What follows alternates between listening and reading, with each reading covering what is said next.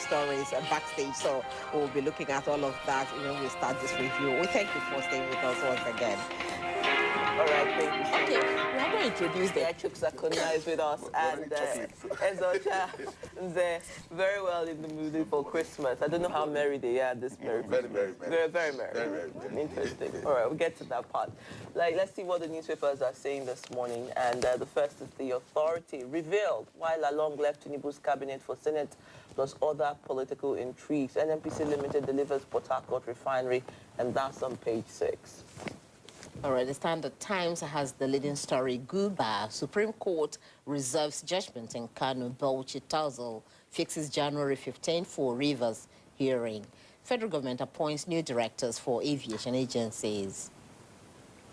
Leadership this Friday, Obaze report may worsen Emefiele's woes. Alleges former CBN governor operated 593 foreign accounts without authorization. Manipulated exchange rate, says 17.4 trillion naira, ways and means unaccounted for 543.482 million pounds kept in fixed deposits in UK. Tunde Sabiu, originator of Naira redesign. Port Harcourt refinery finally begins operations, the Nigerian pilot leads with, and it says Senate confirms Tinubu's 11 Supreme Court justices. This Nigeria's unemployment rate rises to 4.2% in second quarter 2023. NBS, 88% of employed Nigerians, primarily self-employed, only 12% engaged as employees. Emefiele, special investigator, submits damning report to President, validates this Nigeria exclusive story of November 20th. The Daily Sun, same-sex marriage is how the paper leads this morning. Nigerian Catholic bishops tackle Pope, says blessing man-man, woman-woman marriage against God's law, cultural sensibilities of nation. Port Harcourt refinery begins production after Christmas break. Federal government says announces mechanical completion on page 2. And People's Daily is looking as Naira scarcity lingers. Reps call on POS operators to stop selling currency notes. Urge CBN to probe banks' operation, and that's on page 6. You also want to see there Kano Guba Supreme Court reserves ruling on Yusuf's appeal, and that's on page 2. The Daily Asset, also leading with the Port Harcourt refinery story, says it commences of production after Yuletide. Lokobiri. Dangote receives second consignment. Senate confirms 11 Supreme Court justices, suspected Fulani militants. Also, I didn't get the end of that story there. All right, let's see first news and call it here. It says $11 billion judgment. Finally, London court kneels PNID's coffin, quashes appeal against Nigeria. And then also look at that story on ex-Rivers Commissioner accuses Tinubu of threatening, imposing After Rock resolution on Fubara. I want to be distracted despite challenges. That's coming from Rivers Governor. The Daily Times chose to lead with a different story this morning. It says, bandit kills man for refusing him marriage to daughter at gunpoint, forces husband to divorce her. A sad one there. Benue APC NAS caucus turn-up heat on Alia, accused governor of clannishness. I'm in a meeting, says governor spokesman.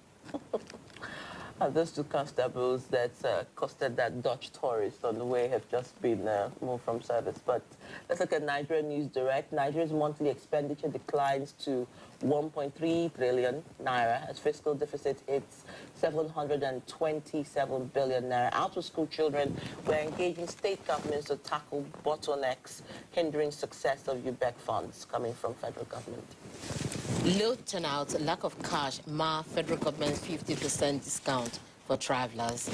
5 million commuters targeted for support, according to Information Minister. 5 companies approved for logistics, returns to Rigasa train station. CBN investigator uncovers 593 foreign accounts opened by Emefiele.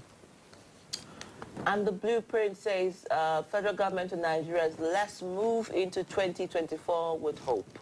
unveils gains of Tinubu's economic security reforms, assures on Naira availability, and then you also want to look at that story, Hajj 2024, Kaduna Agency urges intending pilgrims to register by 30th, but that story on refinery in Port Harcourt is bottom page story.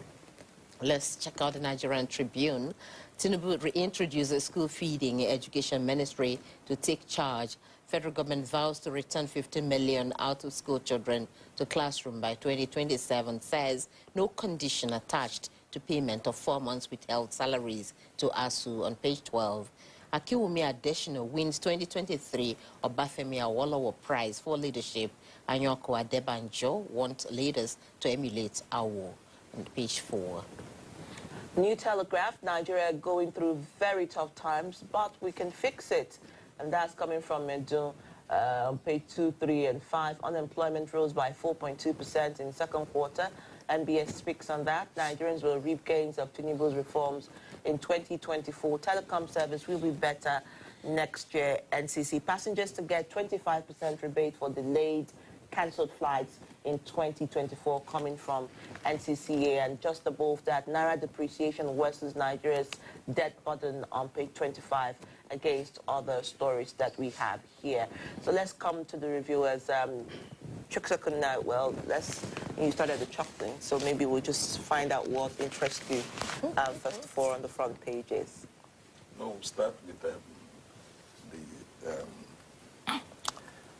ipso facto, what I call ipso facto by the Minister of the Economy, Wale Edun, that Nigerians are going through very tough times. I mean, we don't know him to tell us that, and that was the reason President Tinubu came with his renewed hope mantra.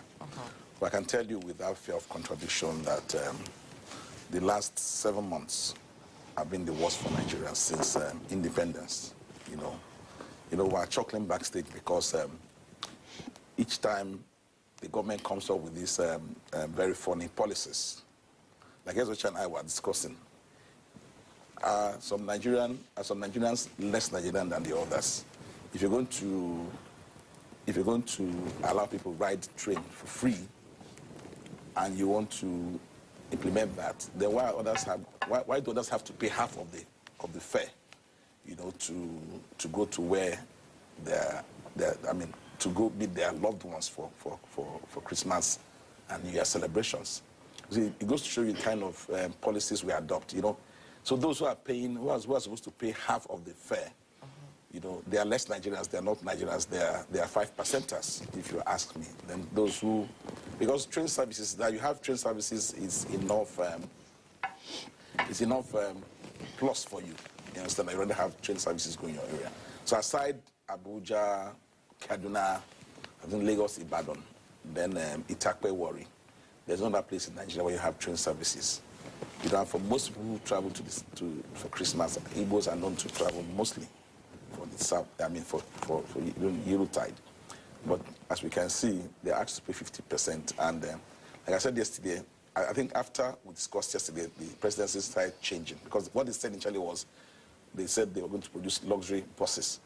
But when we reminded them that there are certain states routes that luxury buses don't ply, so they decided to come down to mini buses, so they had to engage people like companies like GI, God is Good Motors, and the others who have 18-seater buses. But then, if you're paying half, the issue is how much is half of the fare. There are those who are traveling to Akwanga, there are those who are traveling to Jos, there are those who have to travel to Bauchi, to Gombe. How do you handle that? These are all issues. I thought that because Christmas comes once in a year, so it's not an emergency that you say, oh, that we just woke up and realized it's Christmas, because it didn't take you time to remove subsidy on petrol.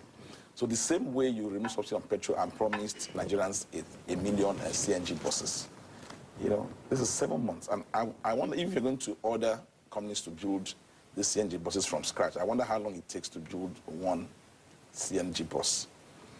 And even at that, we said at the time that even in Abuja, I think Abuja has just 1 or 2 CNG outlets in Abuja. Very few places in Nigeria have the CNG outlets. And we said, you see, you make do with what you have. We have diesel. In August, the government said they were lifting and they were suspending VAT on diesel from August. But the moment they said that, the price of diesel heightened. So look at the issue of Port Harcourt refinery. They said they'll deliver in 2023, right? December. So now they are saying after Christmas. After Christmas, I know 26th is Boxing Day. 27, I don't know when, 27, we only have 27, 28, 29, 30th or so, 31st. So are they delivering on the 30th or 31st of, I hope they don't want to reenact what, they're not planning on reenacting what how the Sirika did to Nigerians, and said that before May 29, they'll have Nigerian air flying. And true to his words, on May 29, May 27 was it? May 27, May 28, we saw Nigerian air flying. Chooks, that's sarcastic. Okay, so said you saw it flying. I don't know where it flew to. No, he flew to Nigeria. He landed in Nigeria. We popped champagne. All right, so let's get your views on this, really, because from what Chooks is saying, I think some people are saying, at least for once, we should commend, the president for taking this. This part, even though that story didn't quite make the headlines this morning, but because Chooks talked about it, we want you to also share your view on this. The fact that the president has said, okay, if you're traveling, for the youth ICC, you get a 50% rebate, and then the trains that Chooks talked about, if there's a real line to the east, for instance, probably, those from that part of Nigeria would also get that free movement. But the buses in question are privately owned, and the government is subsidizing that. Isn't that a commendable feat? Before we now go to other issues, okay, it even made the papers. Yeah, that's just what I wanted to. Okay, yes, it made the papers. So I thumb up Daily Trust this morning. And then you talk about the riders to that story, because there's also another one, that the fact that racketeering is returning because of this, and the fact that the 5 million commuters targeted may not, government may not be able to meet up with that because there's no turnout. Daily Trust did a very good job this morning because of the 50% discount for travelers, courtesy of the federal government. But before I go on that, you see, when a government does something that is positive, you commend the government, just as you also nail them when they are going astray. And the promise of reviving Port Harcourt refinery, if going by what they have said, they should be commended. We have been saying here that, raising doubts here that it may not be actualized. But if truly the Port Harcourt refinery will finally begin operations after Christmas, which is a commendable thing. I want to hold Lopobiri to his statement this morning, that he said after Yuletide, after Christmas, that Port Harcourt refinery will begin operations. And if he doesn't, now what happens to If he doesn't, it will go back to the way of the way of the normal statements. We have had several ministers give us hopes and dash it. But Lopobiri has confirmed today that refining crude will commence after Christmas at the Port Harcourt refinery. While we commend him, we also task the federal government to make sure that this is not just on papers. And lip service. Yeah. Going to the Daily Trust cover today, like I said, is a very good work. You see, federal government said 5 bosses, 5 companies. 5 companies to be involved in this 50% rebate.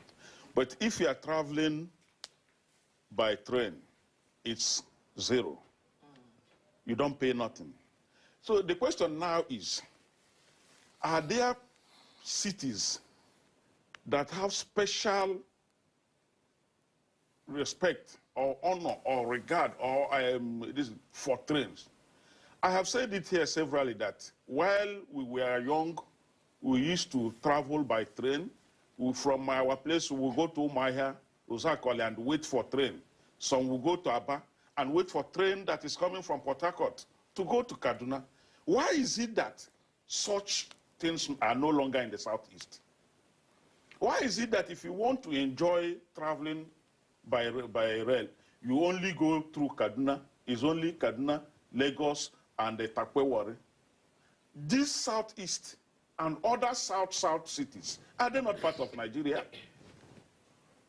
There is nothing to thumb up government here for saying 50%. Thank you for watching. If you're new to this channel, consider subscribing so you won't miss out any of our latest video.